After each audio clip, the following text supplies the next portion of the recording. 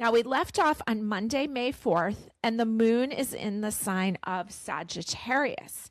And it's funny, we're going to end the month with the moon in Sagittarius. We're starting our month ahead with it in Sagittarius.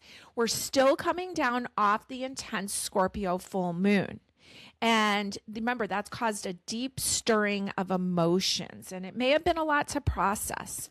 So Mars is going to be squaring Jupiter on Monday, May 4th. Jupiter is exalted in the sign of Cancer, so Mars will not win this fight. So this is a good time to switch gears from combative energy to working together energy. We're going to see a lot of themes of that this month. Also, the chart of the year was a Libra rising. The chart for 2026 showed a lot about us cooperating with others. So we see a repeat of that this week. Now, Tuesday, May 5th, the moon moves into Capricorn mid-afternoon. Mercury, the planet of communication, will be squaring Pluto. And Pluto in the Greek mythology is the god of the underworld. And Pluto was there to judge souls, judge if they get to move forward or not.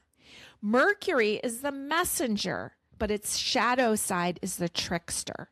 So this is a good time for honest communication, truth versus lies, fess up, and you might get a second chance. Now, Pluto retrograde begins on May 5th, and it's going to run through October 15th.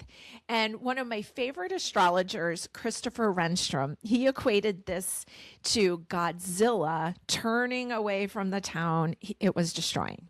So there may be some relief from all that's been happening since October. Remember, Pluto is associated with transformation and change. And although these days it might feel like you are being dragged through the change, but there's no going back at this point.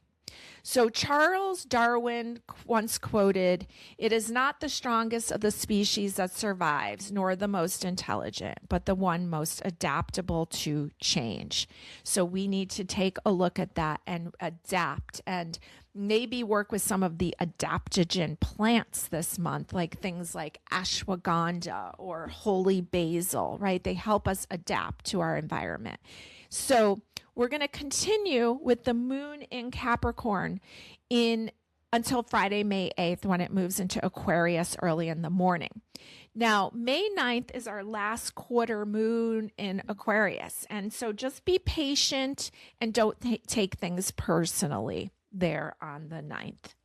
Now, mark your calendars for the 5-star day on Sunday, May 10th, which is also Mother's Day in the US.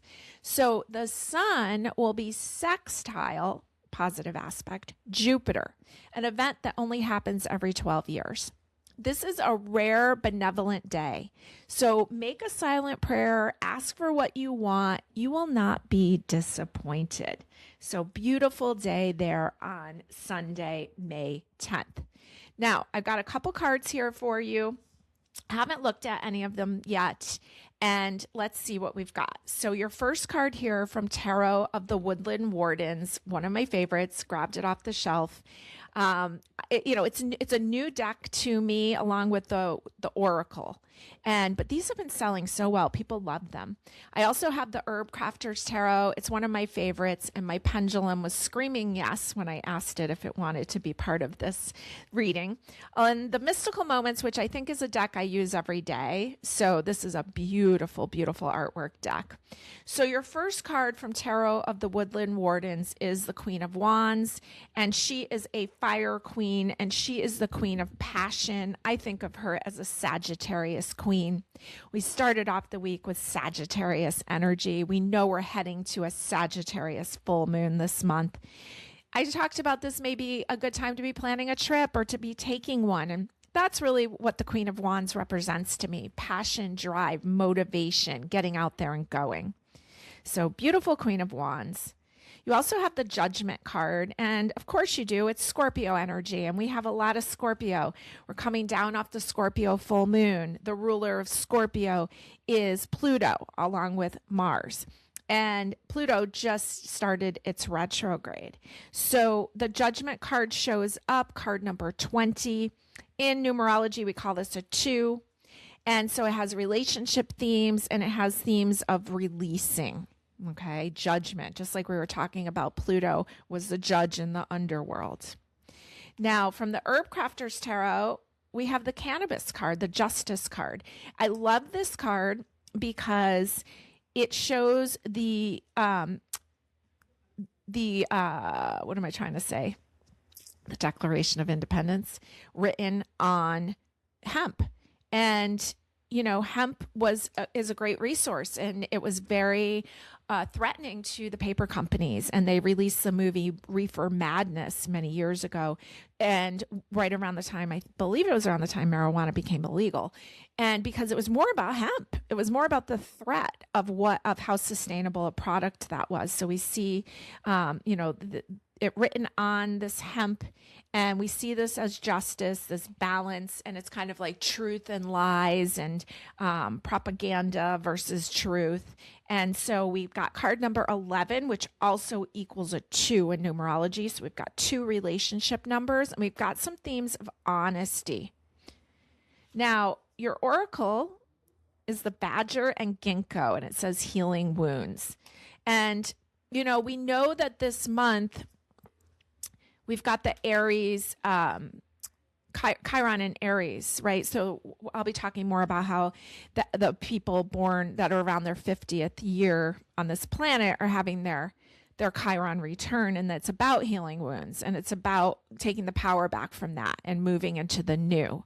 So healing wounds here, let me read you what it says. It says, ginkgo is a sacred and ancient tree. Fossil records show the tree first arose in the Jurassic period, millions of years ago. Native to Asia, the ginkgo is a symbol of peace and hope in China and can be seen in temples and gardens in Japan. The badger, in contrast, is known to be hot-headed and aggressive. And due to its speed and tendency to roam at night, the badger is often cast as a sinister shapeshifter in European and Asian folklore. Tempered by ginkgo, the badger invites us to reflect on harm we may have caused and seek to heal old wounds. So your actions have hurt someone, apologize and take steps to right your wrong, setting the stage for healing. Consider whether your own wounds have led you to inflict pain on others. Am I inflicting my own wounds on others? What steps can I take towards healing?